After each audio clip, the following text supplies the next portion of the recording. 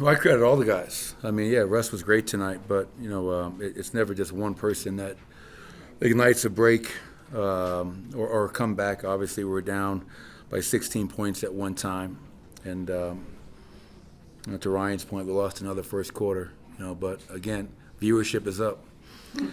But yeah, I mean, Russ is 29, 6 and 6, and Nikola Jokic. I mean, that's one of the most complete games I've seen him play. The 23, 20, 16. But he had 8 deflections, 2 steals, 2 blocks. He was our defensive player of the game. I thought he was outstanding.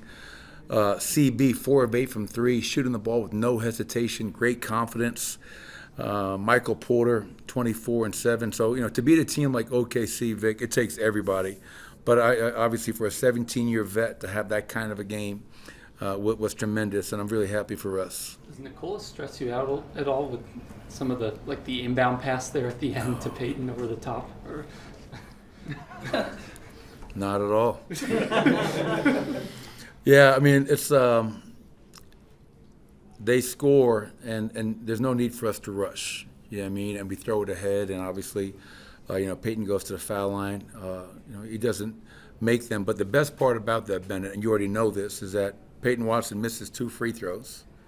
But on the other end, doesn't drop his head, isn't in his feelings. He makes a play at the rim against one of the favorites for MVP in Shai Gilgeous-Alexander with a game-saving block.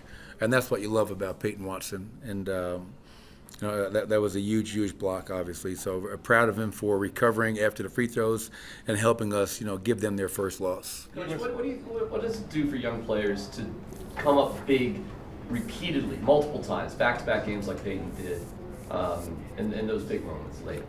Well, your hope is that it just, gives them more and more confidence. That was a question that was asked, I think, by Vic pregame. Peyton hits a huge 3 in our last game to help us win. Tonight he hits another big 3. He makes a game-saving block. He's in the game to close games. Like, you can't replicate that in any situation. Being in the game, close games, and now you're doing it against the undefeated team that's beaten us 4 straight times.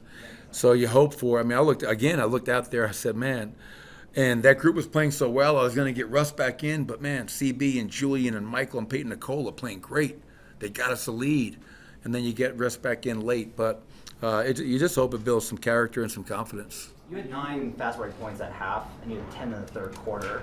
And it seemed like when you guys pushed the pace on them, that sped up their offense as well. Was that a big part of what you saw as the turnaround in the third quarter? Yeah, it was something that we stressed. If you can't play the number 1 defense in the NBA in the half court, it's just a losing proposition. They're too good. Obviously, I think in that first quarter, our turnovers were out of control. We had 18 for 23 in the game. That's an area that we have to clean up. But I felt, that was a message at halftime again, like, fellas, we have to get out and run against them. If it's a half-court game, it's in their advantage. So to finish with 21 fast break points and the turnovers got so much better in that second half, that cut down their break and that cut down their paint points. And, I felt if you can force them to play a half-court game, and we tried a lot of different things tonight. We zoned, we blitzed, we hit, knowing we were undermanned. I said going into the game, we have nothing to lose, everything to gain. Let's be aggressive. And our guys did a hell of a job of staying with it throughout. When you got the tech in the third quarter, you're obviously, finally a good question. Yes, you're welcome.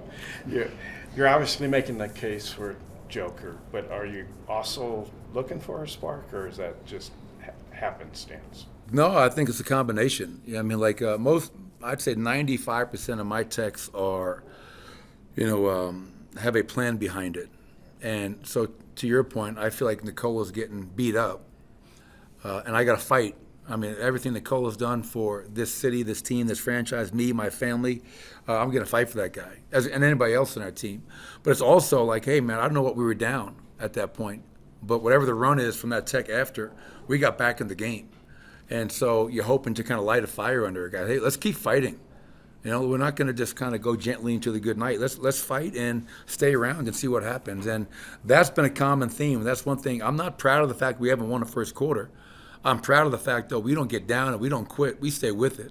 And that's the sign of a champion, in my opinion. Coach, you didn't necessarily shoot the ball poorly, but does it go into your head when they're missing a couple of layups or gimmies here and there, and you guys are keeping it close, that it might be just one of those nights where if y'all make enough plays down the stretch, they're allowing you know, you guys will stay in the game instead of running away, like maybe they have in other games?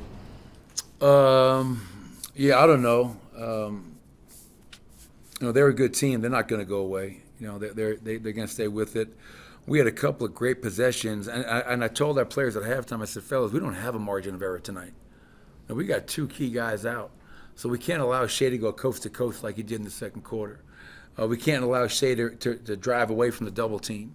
We can't play great defense for 22 seconds and give him an offensive rebound for an easy putback. I think they had 18 second chance points. But, you know, yeah, you can say it wasn't their night, but that second half, man, I thought our defense, we were flying around, covering for each other, and it wasn't always right, but we had a fly-around mentality and played with great multiple effort. Can you make a case that Jokic's defense is a lot better than advertised, particularly in that second half? He made Shea dribble the ball off his foot, got a turnover, he was double teaming on every play. He was just going all out. Well, yeah, I mean, for me, I can't speak for anybody else, but I've been with him for 10 years now. And for anybody to say that Nikola Jokic is not a good defender, I would question their basketball intelligence, and I would question how much film they're really watching. Because you don't have to be athletic guy blocking shots and pinning them on the glass to be a good defender. You don't have to be a great athlete to be a good defender. Nikola Jokic has tremendous intelligence. He has the best anticipation I've ever seen, and he has a want and a will to win. And he's the anchor of our defense. We were top 8 last year in defense. And Nikola's contest numbers, deflection numbers, and you talk about it, all the pick and rolls, all the actions that he's put in, he's a thoroughbred. He's able to go play through all of that and make plays on the other end as well when he's getting doubled and triple teamed every night. So it's incredible. We know who Nikola is. I think he's a great defensive player, and I think he's proven that time and time and time again.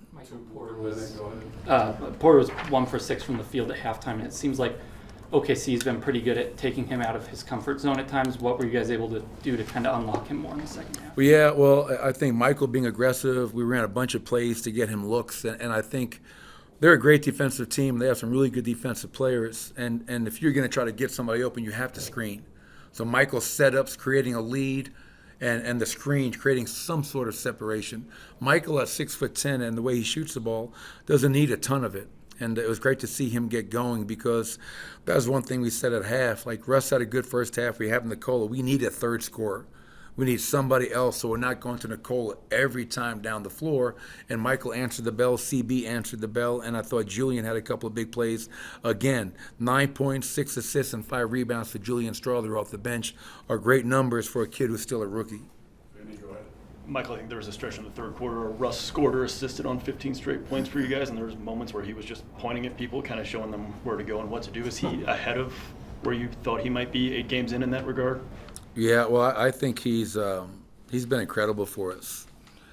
You know, you look at the offensive productivity tonight. I think defensively he's been a rock star. I mean, and what I love about Russell Westbrook, you know, 17-year vet, you know, leopards don't change their spots, but he is trying so hard to be, like, disciplined. He's trying to do the things we're asking him to do.